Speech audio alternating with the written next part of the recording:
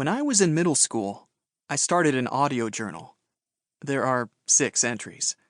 The first is only a few seconds long. My life started in the town of Oakland, California on April 20th, 1990. I pronounce the sentence formally, clearly reading from a script.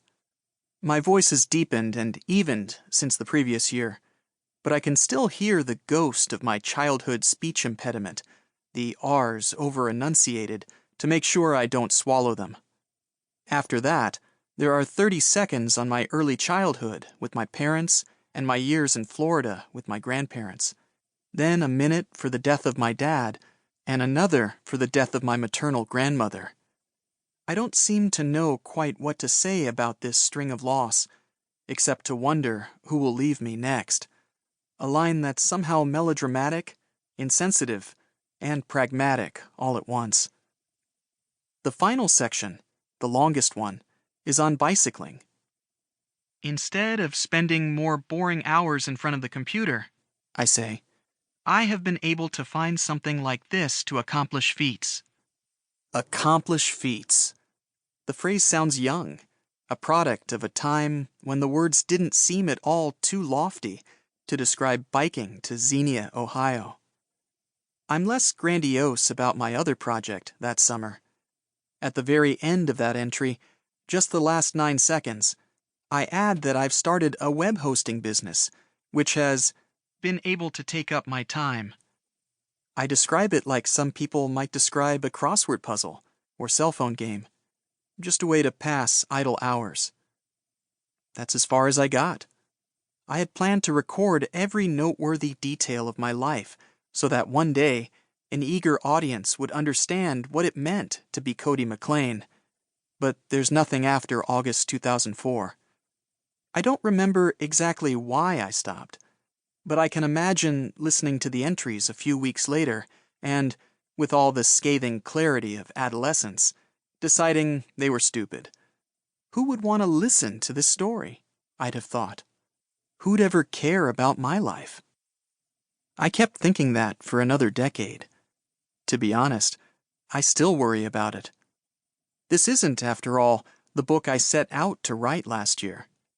I'm an entrepreneur, a business person. Naturally, I thought, I'll write a business book. The hosting company that was a footnote in my audio journal eventually led me from poverty and loss to success and fulfillment.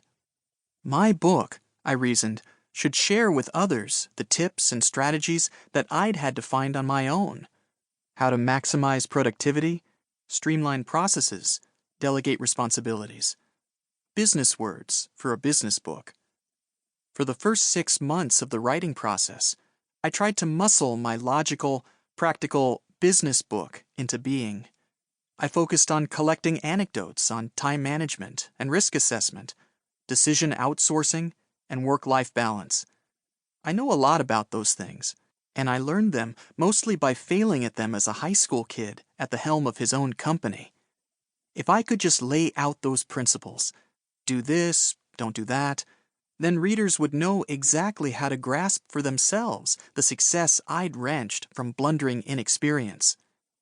But my 14-year-old self was more persistent than I realized.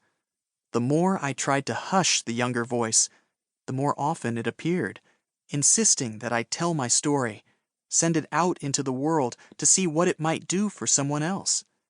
Every time I tried to write strictly about business, I'd find elements of my life intruding. Each business concept that I tried to illustrate led to a spiral of causation, a cascade of experiences that had taught me that lesson. How I became a successful entrepreneur, it turned out, wasn't separable from how I became who I am. So I started writing. Not quite from the beginning, but at an early point of change, when I was still young enough to be carried by the current of adult decisions, but old enough to start wondering about the direction.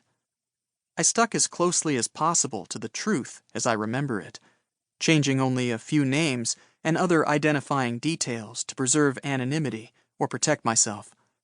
As I wrote, I found that my memory was uneven, as perhaps everyone's is. I remembered some details with shocking clarity. To keep listening to this audiobook, I've left you a link in the description so you can do it, at no cost thanks to Audible's 30-day free trial.